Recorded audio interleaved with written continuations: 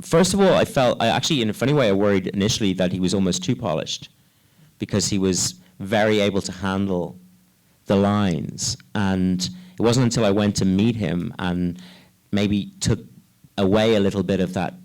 There's this, I don't know, you know a certain kind of child acting that you see it in commercials, for example, where kids are really bright and breezy, and there's a certain kind of kiddie vibe to it that works in that world, but doesn't work in a film as naturalistic as this. And actually once I met Jake and talked to him and started to work with him, and you realize actually he's an amazing actor. Within a couple of hours of meeting him in LA, because he flew down, he's from Vancouver. He didn't fly down himself, he came with his mother. I made it sound like he just, took a plane.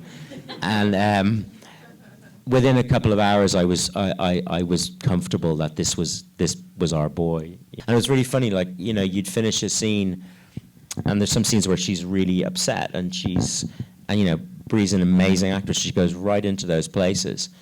And I'd call cut, and it would take her she's not a method actor, she'd come out of it, but it might take her 10 or 15 seconds to just kind of wipe away the tears and come back to herself. And Jake would be like, why are you still crying? Lenny, call cut, what's the problem?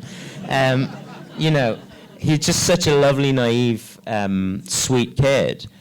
And actually it was amazing that he himself, he's very clever and a very quick learner. And towards the end of the shoot, when we shot the scene where she was being taken away by the paramedics, and he's standing on top of the stairs, that he cried for the first time for real there in the film, without any help from me with running in with little glycerin drops or whatever.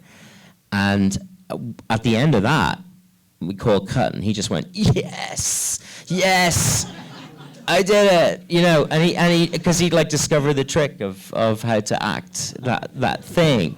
And that's kind of amazing, watching him discover because it was always clear that that machine is in there, and he was beginning to work out how to pull the levers and how to operate this incredible actorly engine that he happens to have. So I understand the actual room set is over here in the mall now, and can be viewed and walked through. I mean, did you worry about how to construct a set that's that small that you can still shoot in and use effectively? Yeah, I mean, when we first started talking about the film and shooting it, and Lenny was keen to shoot in sequence for obvious reasons, and we were just thinking, well, half the movie's going to be on the sound stage, and how hard could that be? It's just just throw up a set. It's going to be tiny, so easy. It's the smallest set you could possibly build. Exactly, and consequently, as far as I thought, very, very cheap. But how wrong I was.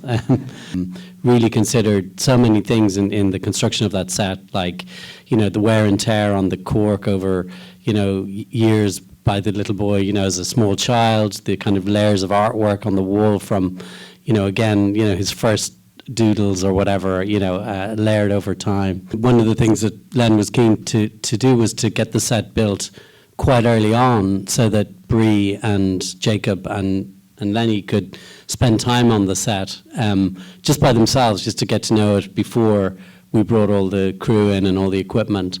And so that was something we managed to achieve. And actually, during that time as well, they made quite a lot of the props that are in the film. So as part of their process of getting to know each other and getting comfortable with the set, they built the little boat that's in the top of the toilet. And the rule we made very early on was that the lens of the camera would always be inside the dimensions of the room, even if the body of the camera was outside.